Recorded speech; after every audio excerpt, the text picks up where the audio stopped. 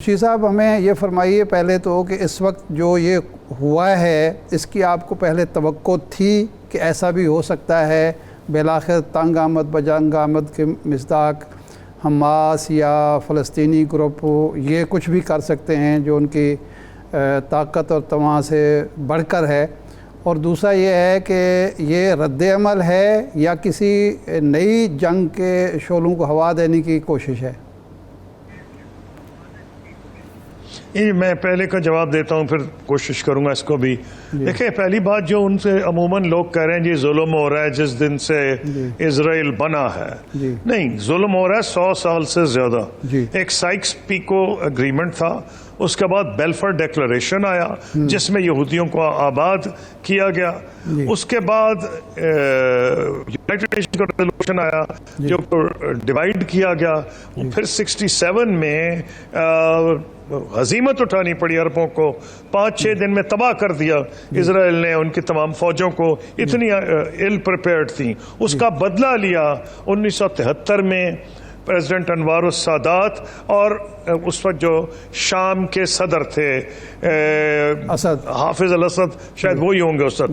تو انہوں نے ایک سرپرائز حملہ کیا، اور وہ جو تھا اس میں اسرائیل کو ہزیمت اٹھانی پڑی، اور لگ یہ رہا تھا کہ اسرائیل کا کافی پٹائی ہوگی اس میں. لیکن امریکہ سے اس نے درخواست کی، بلکہ درخواست کی تو ضرورت ہی کوئی نہیں تھی، امریکہ ریڈی تھا، کیونکہ یہ ایشو فارن پالیسی کا نہیں ہے. بدقسمتی سے اسرائیل کا جو نتیجہ کیا ہے، باوجود اس کے بعد میں کہانی چھوٹی کرتا ہوں، کیمپ ڈیوڈ ایکارڈ ہو گئے اکتوبر کی جنگ ہونے کے بعد، اور پتہ چل گیا اسرائیل کو جب وہ قیمہ نہیں بنا سکتا، ان کا قیمہ نہیں بنا سکتا مصریوں کا اور شامیوں کا، تو ایک امریکہ نے اگریمنٹ کرا دیا. اس کی فالو نہیں کی گئی. اس کے بعد ایک اوسلو اکارڈ ہوا. اوسلو اکارڈ تمام ویسٹرن پاورز کی سپورٹ شامل تھی. اور حیرانی کی بات ہے کہ پریزیڈنٹ اس وقت جو تھے، جو کہ سمبل تھے ان کی انڈیپینڈنس کے، یاسر عرفات، ان کو بھی لیک آف سپورٹ ویسٹ سے اتنی تھی کہ ان کو ایز اے ریئلسٹ کنکلوڈ کرنا پڑا کہ مجھے بہتر ہے کہ میں ناروے کو ڈال لوں. اور اوسلو اکارڈ، انہوں نے ناروے کے فارن منسٹر پہ اعتماد کیا، اور انہوں نے کچھ اگریمنٹس کرائے جن میں بنیادی مسئلہ جو تھا، اب آگے چڑھاتے ہیں، کچھ بھی نہیں مانا اسرائیل. پھر ایک میجر ڈیولپمنٹ ہوئی کراؤن پرنس عبداللہ کی طرف سے، اور انہوں نے ایک پروپوزل دیا جس کا نام تھا لینڈ فار پیس. وہ جو کراؤن پرنس عبداللہ کا تھا، وہ سمجھا گیا کہ شاید اب کو راستہ نکلے گا. اس کو عرب لیگ نے ایکسپٹ کر لیا. جب میں گیا تھا تو اس کی، کیونکہ آپ نے ذکر کیا ہے، میں 1-2 منٹ میں ذکر کر دوں کیوں گیا تھا. بنیادی وجہ یہ تھی کہ اس وقت ہندوستان کو امریکہ سول نیوکلیئر انرجی اگریمنٹ کر رہا تھا. ہمیں اس نے جواب دے دیا تھا. ہمیں اس نے یہ کہا تھا، حالانکہ ہم اس کے اہل ہی تھے، کہ جناب یہ جو AQ خان افیئر ہے، اس کے بعد امریکن کانگریس اور پبلک سپورٹ نہیں کرے گی آپ کے ساتھ. لیکن ہمیں ایڈوائز کیا گیا کہ اگر ہم امریکن جوئش لابی کو نیوٹرلائز کریں، کیونکہ ہماری سب سے زیادہ مخالفت نیوکلیئر پروگرام کی وہ کرتے ہیں، تو شاید معاملہ آگے بڑھے. نمبر 2، اس وقت اسرائیل کو امریکہ تو ویپنز، انڈیا کو امریکہ تو ویپنز نہیں دے رہا تھا جو ہمیں دے رہا تھا. ہم میجر نان نیٹو ایلائی تھے، لیکن اس سے بہتر ویپنز اسرائیل سے انڈیا کو مل رہے تھے. تو میرا مقصد یہ تھا دوہرا، کہ ایک تو میٹھی دھمکی اسرائیل کو کہ ہم سے زیادہ نہ تم دشمنی اپناؤ، ہم تو نہیں چاہتے تمہیں بھی نہیں وارے آئے گی. نمبر 2 کہ یہ جو سول نیوکلیئر اگریمنٹ ہے، تو کٹ اے لانگ سٹوری شارٹ، انہوں نے ہر قسم کی ترغیب دی کہ بھئی آپ کی ایگریکلچر ہم بدل کے رکھ دیں گے. انہوں نے واقعی جنگل میں منگل کر دیا ہے، اور آپ کو نینو ٹیکنالوجی، ہائی ٹیکنالوجی جو ہم آپ کو دیں گے، جو میں نے رپورٹ کی. لیکن میرا بریف بڑا کلیئر تھا کہ اگلے دن پریس کانفرنس میں نے وہی عبداللہ پلان کو ریپیٹ کر دیا. میں نے آج وہ ریلیونٹ ہے اس لیے ذکر کر رہا ہوں. میں نے عبداللہ پلان کو ریپیٹ کر دیا. میں نے کہا ہاں اب کراؤن پرنس عبداللہ کا جو عرب لیگ نے کیا ہے، اگر آپ زمین چھوڑ دیں تو ہم سعودی عرب اور دیگر ممالک کے ساتھ مل کے آپ کو ایکسپٹ کر لیں گے. ان کا منہ لٹک گیا, ان کا خیال تھا ہم اتنے مرے جا رہے ہیں کہ ہم ان کو ایکسپٹ کر لیں گے. پاکستان کا پبلک اوپینین اس کے لیے بالکل تیار ہے نہیں.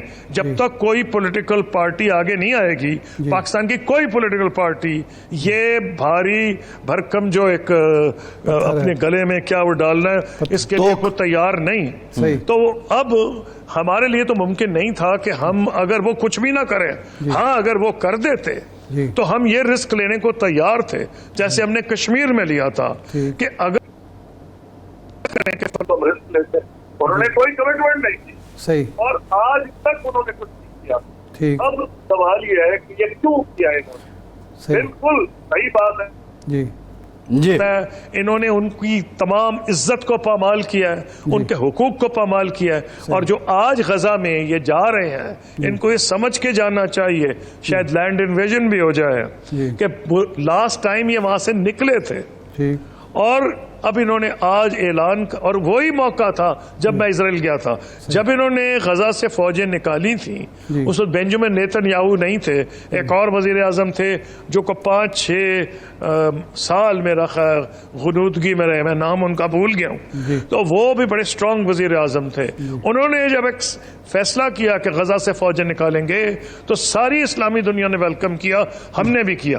تو ایٹ دی ہائیسٹ لیول فیصلہ کیا گیا سول اینڈ ملٹری کہ میں جاؤں اور اس کا فائدہ اٹھاؤں کہ غزہ سے فوجیں نکالی گئی ہیں اور ان سے بات کروں. لیکن جو ان سے ظلم ہو رہا ہے, اب کون ملک رول ادا کر سکتے ہیں؟ میں پہلے بتا, کیونکہ آپ کے انٹروڈکشن میں پوچھا گیا تھا, 2 ملک ہیں, سعودی عرب اور ترکی. ترکی کا کیا رول ہے؟ ترکی فارمر امپیریل پاور ہے, یہ سارا علاقہ ان کے نیچے ہے, ان کا انفلوئنس تھا, ان کا انفلوئنس ہے. پھر اسلامی دنیا میں پریزیڈنٹ اردوغان نے ترکی کا بحال کر دیا ہے وہ جو پرانا ایک اسلامی رول تھا. اب انہوں نے ہی اسٹرانگ سٹینڈ لیا تھا لاسٹ ٹائم جب یہ انہوں نے بلاکیڈ کیا ہے. آج اتنا ظالمانہ اعلان کیا ہے ان کے ڈیفنس منسٹر نے کہ ہم ان کی پانی روک دیں گے, روٹی روکیں گے, ہم ان کی دوائی روکیں گے. یہ تو complete violation of human rights ہے. تو دنیا میں کبھی نہیں ہوتا, جنگ کے درمیان بھی ریڈ کراس کھانا اور دوائی پہنچا رہی ہوتی ہے. تو ترکی نے لاسٹ ٹائم یہ کمال کیا تھا کہ اپنی ایک جہاز بھیج دیا تھا اور ان کہا تھا ہم توڑیں گے اس کو, اور ایک انٹرنیشنل انسیڈنٹ ہو گیا تھا. تو یہ ملک ہے اور بالکل انہوں نے ذلیل کیا. اور یہ جو مسجد الاقصی کا انہوں نے جو تقدس ہے اس کو پامال کیا. تو یہ ساری فیکٹرز 100 سال 70 سال جو 75 سال جو آپ کہنا چاہیں کہہ لیں, یہ ان کے اندر بھرا ہوا تھا کہ آپ یہ پوزیشن تھی کہ انہوں کو یہی نے ایکسپٹ کر لیا, ان کو بحرین نے ایکسپٹ کر لیا, 6-7 اور ملکوں نے ایکسپٹ کر لیا, سوڈان نے ایکسپٹ کر لیا.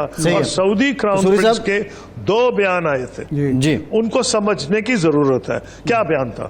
ایک فاکس نیوز میں تھا, اس میں انہوں نے نیچرلی ایک رائٹ ونگ امریکہ کا وہ سب سے زیادہ رائٹ ونگ ہے, ان کا جی ہاں یہ ہم سوچ رہے ہیں کہ ان سے تعلقات بحال کریں. لیکن جو انہوں نے دوسرا انٹرویو دیا, اور خوش قسمتی سے انہوں نے دے دیا پہلے, کیونکہ آج وہ زیادہ اس پہ خوش ہوں گے, اس انٹرویو پہ نہیں اس انٹرویو پہ انہوں نے انٹرویو دیا اگر ہم بحال کریں گے ان سے تعلقات تو ہم فلسطینیوں کے حقوق کو بحال کرانے کی بات کریں گے. تو اب موقع آ گیا ہے کہ یہ 2 ملک کہ سعودی عرب خود عبداللہ پلان کو لے کے چل سکتا ہے, ترکی کے کیونکہ تعلقات اسرائیل سے نارمل ہیں, ان کے شروع سے as a former imperial power انہوں نے ہمیشہ سے پہلے دن سے ان کو ریکگنائز کیا. اور انہوں نے یہودیوں کو جب کرسچن ورلڈ ان کو دھکے دے رہی تھی, نکال رہی تھی, تو ان کو اگر کہیں پناہ ملی تو ایک اسپین میں ملی تھی مسلمانوں کے, اور ایک انہیں ترکی میں ملی تھی. تو اس بنیاد پر ان کے پہلے دن سے ان کے ساتھ تعلقات ہیں. تو یہ 2 ملک کلیدی رول ادا کر سکتے ہیں. جو موسٹ امپورٹنٹ چیز ہے, تاریخ میں کچھ مومنٹس ہوتے ہیں ایک مومنٹ تھا جب کراؤن پرنس آف آسٹریا کو قتل کیا گیا، کس کو اندازہ ہی نہیں تھا کہ اس کے نتیجے میں ملینز لوگ مارے جائیں گے فرسٹ ورلڈ وار میں۔ دوسری چیز یہ ہے 9/11 جب ہوا کسی کے وہم و گمان بھی نہیں تھا کہ یہ ہو جائے گا، اس نے دنیا کو بدل کے رکھ دیا، اور اس میں امریکہ کو، عراق کو، افغانستان کو تو نقصان ہوا ہی ہوا، پاکستان کو بھی ہوا، امریکہ کا بھی بیڑا غرق اس نے کر دیا۔ یہ جو انہوں نے غلط فیصلہ کیا، امریکہ کو اتنا ہی نقصان ہو گیا، اچھا قصوری صاحب، زیادہ نقصان ہوا مانیٹرلی۔ جی قصوری صاحب، اب سوال یہ بھی ہے جی فرمائیے۔ کہ ابھی ایران جو ہے اس نے تو اپنا جھکاؤ پورے کا پورا حماس کی طرف شو کر دیا ہے، بڑے عرصے بعد نیوٹرلائز ہوئے تھے معاملات سعودی عرب اور ایران کے۔ اس سارے ان حالات میں اگر یہ اسی طرح جنگ رہتی ہے تو سعودی عرب اور ایران کے تعلقات پہ کیا اثر پڑے گا؟ پہلی بات تو جو امپورٹنٹ ہے کہ پھر اس کا جواب دے لیں گے کہ کراؤن پرنس نے جو بیان پہلا دیا ہے، اور ساتھ ہی یہ بھی دے دیا، یہ ایک ان کا ایک موو ڈپلومیٹک تھی، لیکن ان کے وہم و گمان میں بھی نہیں ہوگا، میرے میں تو نہیں تھا، جس طرح 9/11 کا کسی کو تصور ہی نہیں تھا کہ افغانستان میں بیٹھے ہوئے غاروں میں لوگ حملہ کر دیں گے۔ ایک چھوٹی سی پٹی جو سیٹلائٹ سے نظر بھی نہیں آتی، جس کا محاصرہ ہوا ہے، وہ لینڈ، سی اور ایئر سے حملہ کرے گا۔ اور آج جو لیٹسٹ ابھی تک ہے وہ 800 ان کے مارے گئے ہیں، اور ان کے بھی بیچاروں کے 650 شہید ہو چکے ہیں، اور یہ بڑھتے جائیں گے نمبرز۔ دنیا کا یہ فرض ہے کہ اس میں رول ادا کرے۔ اور جو لبنان کے بارڈر پہ ایک ڈیولپمنٹ ہوئی ہے، وہ چھوٹی سی، صرف انہوں نے سپورٹ دکھانے کی تھی، کچھ لوگ اندر بھی آئے تھے، جو اسرائیل کا کلیم ہے کہ ہم نے ان کو ختم کر دیا، لیکن حزب اللہ نے سپورٹ اعلان کی ہے۔ اگر حزب اللہ آ گیا، وہ تو کچھ ان کو 20 گنا زیادہ مضبوط ہیں حماس سے، ان کے پاس 1 لاکھ سے زیادہ راکٹس ہیں، 10,000 کے قریب گائیڈڈ میزائلز ہیں، اور وہ اتنے ہارڈنڈ فائٹرز ہیں کہ انہوں نے ناک سے چنے چبوا دیے تھے